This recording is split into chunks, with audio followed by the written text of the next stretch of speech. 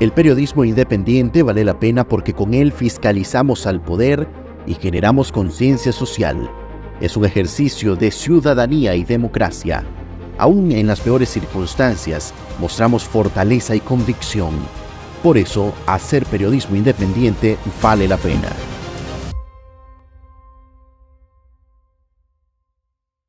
¿Qué tal? Bienvenidos amigos seguidores de Fuentes Confiables. Esta es una nueva audición de Fuentes Abiertas, su programa de entrevista. Hoy tenemos un invitado de lujo, muy conocido por todos ustedes, el universitario Lester Alemán, expreso político del régimen de Daniel Ortega, querido por el pueblo de Nicaragua y repudiado por los regímenes autoritarios como el que encabeza Daniel Ortega y Rosario Murillo. Le doy la más cordial bienvenida. Con él vamos a abordar temas importantes de coyuntura política sobre nuestro país y también la campaña sobre la liberación de presos políticos que aún permanecen en las celdas de torturas de Nicaragua. Lester, gracias por acompañarnos.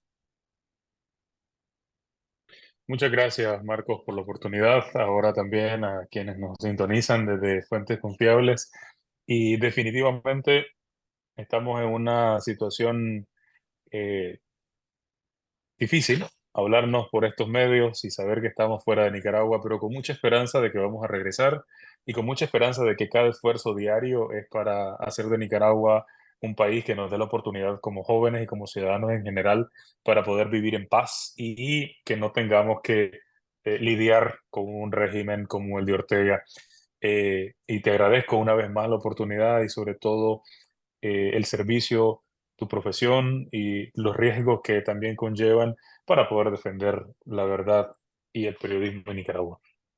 Quiero empezar esta entrevista, Lester, consultándote respecto a la campaña que ha iniciado la Alianza Universitaria Nicaragüense para visibilizar que aún hay detenidos por motivos políticos en Nicaragua. Había una percepción de la comunidad internacional e incluso de la sociedad nicaragüense de que tras la salida de los 222, entre los que te incluís, ya no quedaba ningún preso político en las celdas del Chipote o en la Modelo allá en Nicaragua.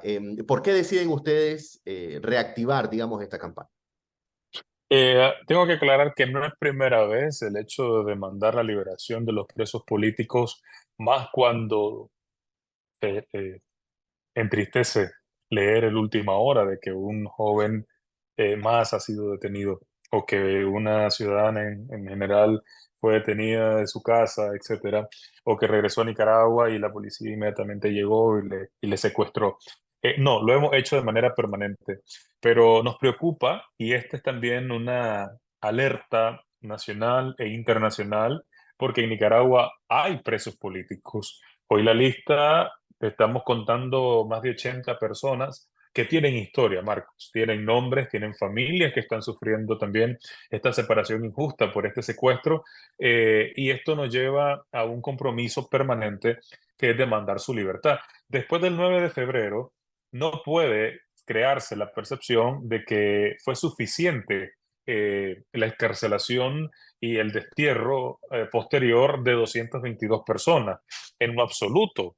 Hoy nos alarma que estas 80 personas, en su momento, por la coyuntura, como bien lo hemos visto, y por el contexto que estamos viviendo en Nicaragua, donde ya impera el nivel de totalitarismo en lo absoluto, estos casos se han invisibilizado.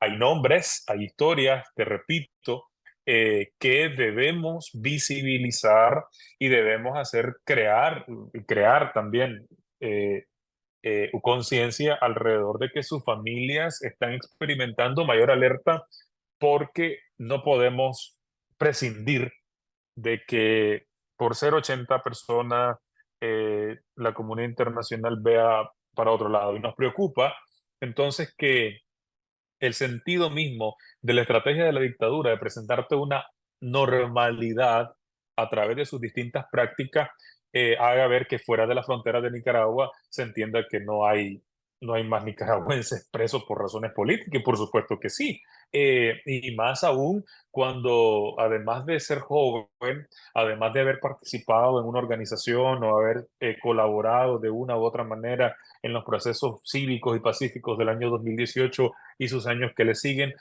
o ser un sacerdote en Nicaragua pase a ser delito o periodista. Pues entonces, estas historias conmueven, por ejemplo, nuestra campaña de que los liberen ya, es también presentar las condiciones que están enfrentando actualmente. ¿Por qué es preocupante?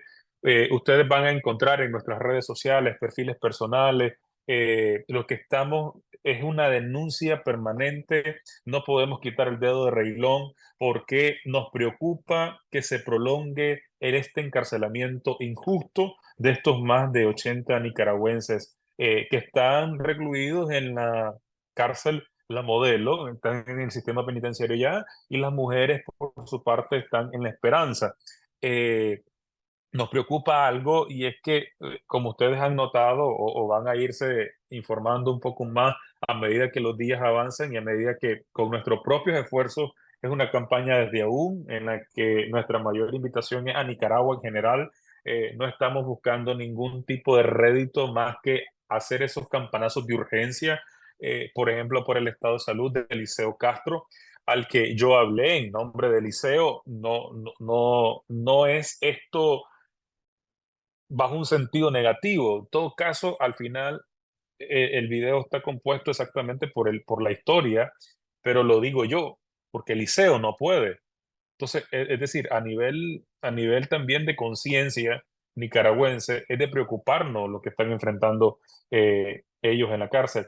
Hay una huelga de hambre por parte de las chavalas, bueno, las mujeres en Esperanza, porque están en celdas de máxima seguridad, donde, por ejemplo, pues en el Chipote medían 2x2, son totalmente selladas y para los calores que hay en nuestro clima es insoportable llegar ahí después de las 10 de la mañana hasta casi las 5 de la tarde. Estamos hablando que son seis paredes, cuatro paredes a su alrededor, una por encima y la que tenés por piso. Las condiciones inhumanas en las que puede recibirse la alimentación, si es que en sus momentos pasan la alimentación, el tema de la cero atención médica, por ejemplo, pues te pongo casos.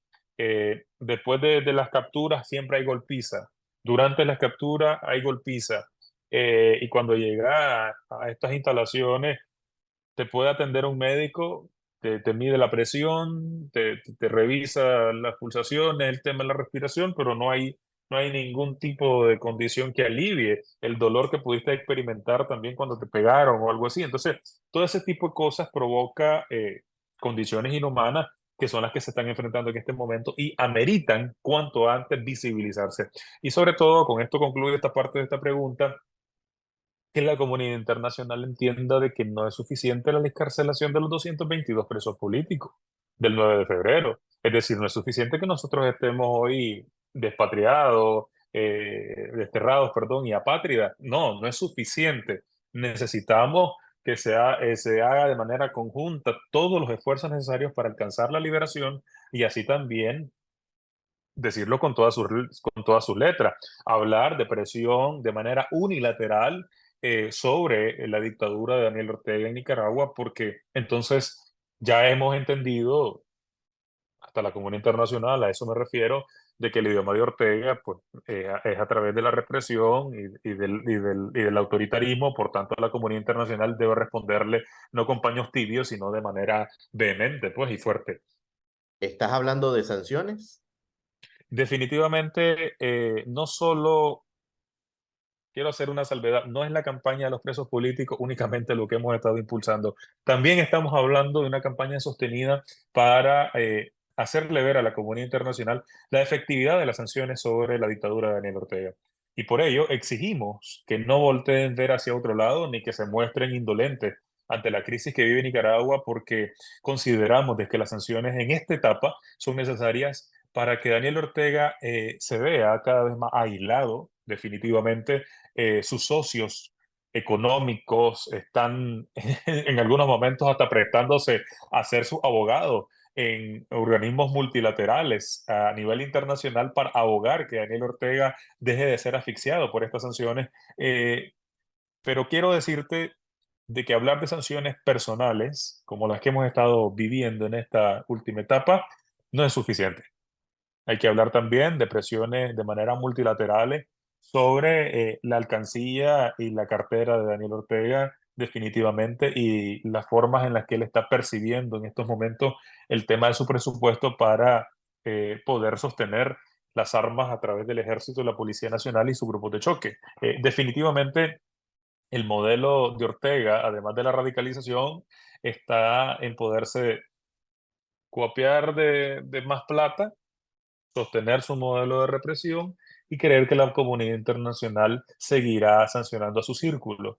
Yo creo que hay que salir de esa dinámica porque hay testaferros, hay negocios de parte de ellos a través del monopolio que ha creado la familia que deben verse afectados. A eso me refiero cuando estos organismos multilaterales de cooperación mismo también y los organismos de financiamiento hacia el Estado de Nicaragua debe hacer revisión sobre qué es lo que se está financiando en Nicaragua que no llegue a la cartera de Ortega, pues. Y entonces, imagínate que 5 años después seguimos hablando de que la presión internacional está haciendo su función, claro que sí, pero para poder subsanar lo que ha hecho en contra de la oposición, en contra de la población en general, que es un nivel totalmente represivo y totalitario por encima de cualquier derecho, hay que hablarle con el mismo lenguaje, es decir, presión internacional para que se asfixie de esta manera sus niveles de ingresos y que esto nos lleve, pues, de una vez por todas a ver que se mueve un poco la rueda hacia el tema de la libertad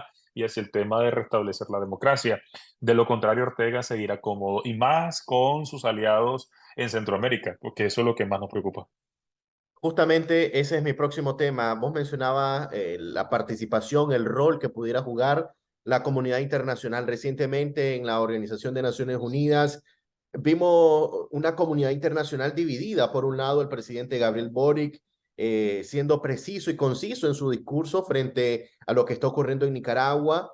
Y por el otro lado vemos a Xiomara Castro, por ejemplo, uno de los vecinos de Nicaragua, ¿no? Honduras, abogando en favor del régimen de Daniel Ortega. Y en este sentido también vimos al canciller Denis Moncada acercarse al presidente de El Salvador, Nayib Bukele. Estamos perdiendo terreno, la comunidad internacional se está aburriendo realmente de ejercer ese tipo de presión pública, mediática, para visibilizar estos casos de violaciones a los derechos humanos en Nicaragua. Mira, yo creo que no es eh, poca responsabilidad o eficacia, etcétera, de la oposición en general, porque no es que quiero excluirme de los roles o los objetivos que podamos tener como oposición, pero definitivamente nosotros estamos en una etapa en la que Ortega puso la bota por encima de cualquier cosa. Y por ello es que hemos insistido en que la comunidad internacional tiene un rol determinante en este momento. Yo he creído plenamente en las etapas, cuando el diálogo nacional, cuando hubo una negociación para la liberación de los presos políticos, etcétera, pero nunca hemos desatendido el hecho del rol protagónico de la comunidad internacional. Pero eh, en el mes de mayo, en el que estábamos en distintas reuniones explorando un llamado más fuerte sobre la comunidad internacional para que entrara en los términos de revisión del Tratado de Libre Comercio o CAFTA, eh, al final hubo una respuesta que te desalienta en un cierto momento, porque quienes estaban resistiendo hasta cierto punto de hacer la revisión del CAFTA eran gobiernos de y en el caso estaba Honduras, Guatemala. Entonces, si estos gobiernos, estos vecinos, no es que estaban posiblemente aburridos de la crisis de Nicaragua, no, lo que están es buscando su mal arreglo para evitar el buen pleito, pues con el vecino. En todo caso, Daniel Ortega, lo que se tiene que entender es que como socio, como vecino, es la persona más caótica que puede tener. Entonces, es hacer entender a estos países de Centroamérica que tienen sus crisis internas y que muchas veces lo que quieren es eximir a la comunidad internacional de también ejercer presión sobre estas crisis internas, prestarse al juego de Ortega. Es decir, Pero entonces, ir prácticamente. esto indicaría, Lester, de que Ortega está ganando terreno, al menos en Centroamérica, ¿no? Ese acercamiento y esa fotografía que divulga el régimen con allí Bukele no es coincidencia, hay una misión muy particular. No, no hay que perder de vista el comunicado, más que si se tomaron la foto de regreso o no, el comunicado, cómo se dirige Ortega hacia el presidente de El Salvador.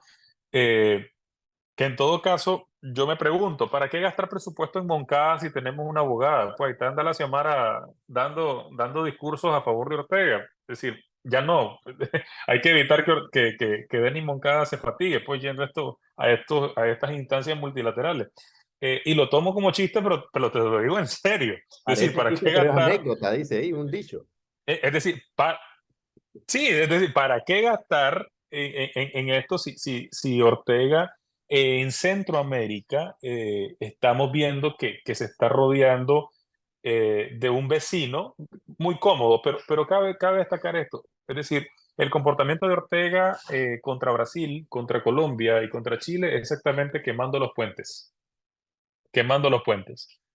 Es quemando los puentes con sus socios, con sus aliados y, ¿por qué no decirlo, con sus amigos?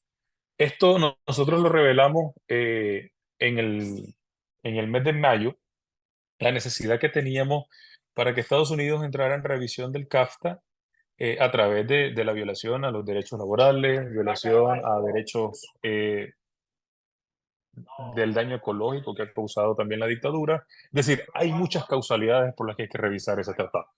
Y que de esa manera la dictadura entienda de que está en riesgo también toda la ventaja que tiene a través de ese tratado.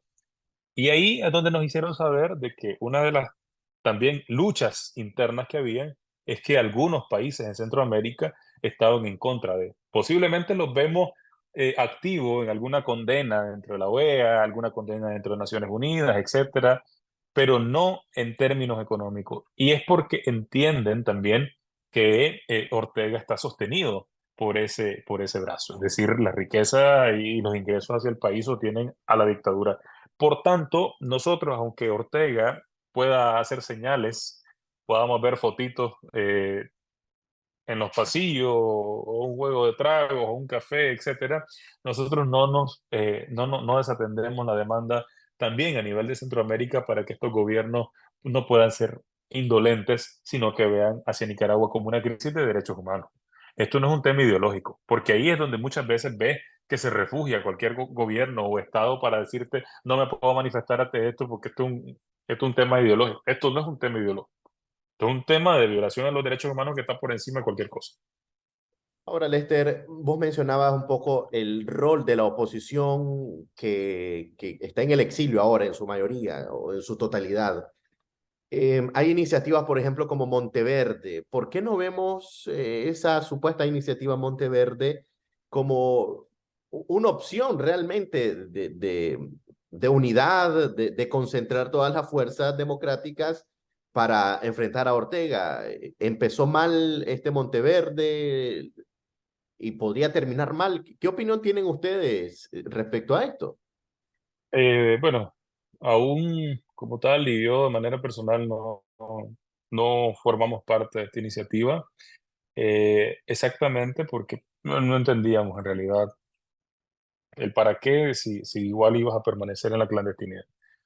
Es decir, ¿para qué organizarte? ¿Para qué estrategizar algo que diera rostro o que aglutinara a la oposición en general si no ibas a presentarte ante el país como una opción real? Es decir, en el tiempo puedes diluirte, en el tiempo puedes desaparecer. Y yo considero desde aún seguimos haciendo lo que nos corresponde hacer porque no estamos esperando a nadie. Y yo te voy a decir algo, no vamos a esperar a nadie para hacer una estrategia. No vamos tampoco a esperar ver mayores resultados de la oposición, como algunas veces se demanda, de rostros que se identifican o de iniciativas que se identifican como para decirle, bueno, hasta que lo haga fulano, lo hago yo. En absoluto. Eso para nosotros no tiene caso. Y lo otro, no voy a augurar si va a resultar o no esta iniciativa, pues bueno, ya lo hice en varias ocasiones y me han señalado de que yo siempre digo, si, siempre bueno, me expreso mal por lo que están organizándose, pero bueno, cada quien tiene un rol, una función y se han creído que permanecer en la clandestinidad es la mejor manera de, bueno, ya ese es su rollo, pero el mío en todo caso, como lo dije hace más de 2 meses, es que para presentarte como una alternativa real, real, que aglutine el interés tanto de la juventud como del ciudadano común, porque yo no estoy esperando que me vean con condescendencia, ni estoy esperando que se me incluya como un ungido o bendecido, eso es absurdo, sino como una organización que también está haciendo algo y quiere hacer algo por Nicaragua. Nosotros le hemos dicho, disculpen la molestia, pero estamos construyendo un mejor país. Si quieren hacer eso, definitivamente tenían que darle rostro. Y hoy sigo esperando, pero bueno, como yo te dije, no me voy a quedar esperando que otros hagan lo que yo por responsabilidad ciudadana me toca hacer. Y no es la única, no es la única, Marco. Yo creo que el sentido más sano de sociedad que Nicaragua necesita es poder tener una, otra y otras iniciativas. Es decir, no hay que yo siempre he dicho, no hay que tenerle temor a las diferencias. El problema es que, siempre lo he dicho, de que en esta etapa, y ahora que estamos desde fuera, en su mayoría, hay que hablar de cuáles son los puntos de coincidencia y en los que coincidimos exactamente, pues trabajar en ese sentido. Yo te pongo por alto. Asumo yo que si les digo, trabajemos por la liberación de los presos políticos, no tiene por qué haber diferencia. Trabajemos por la justicia, no tiene por qué haber diferencia. Trabajemos por la democracia, no tiene por qué haber diferencia si son temas que nos aglutinan y nos convocan. En todo caso, las diferencias pues, serían meramente en términos ideológicos. Y no hay que decirlo, no hay que decirlo con temor. 5 años valorando el tema ideológico. El tema ideológico en esta etapa ya entendemos. Nicaragua no quiere saber nada de lo que tenga que ver con el sandinismo, evidentemente. Y no me estoy poniendo tampoco del lado radical de otros que andan ahí con otras iniciativas, en absoluto.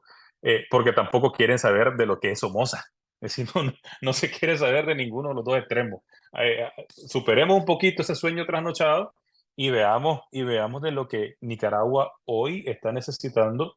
Es una oposición que, aunque tenga distintas camisas, aunque sean distintos los colores, lluvia de logos, como se quiera ver, etcétera, eh, todos podamos de manera conjunta trabajar, uno, por la liberación de los presos políticos, por demandar y visibilizar la violación a la libertad religiosa que hay en Nicaragua, poder hablar también de lo que es una salida democrática para los nicaragüenses, es decir, plantear alguna ruta, alguna solución a mediano plazo, porque bueno, a corto plazo yo no voy a venirles a mentir, es muy difícil, pero que nos vean, es decir, distintas camisas, sin temor, y nadie con nadie. Ahorita que alguien salga a quererte poner una sola camisa, pues es causar ruido. La verdad es causar ruido. Por tanto, creo que yo seguiré a título individual y de manera organizacional. Estamos trabajando con la mayoría, y te puedo decir sin dejar a nadie fuera,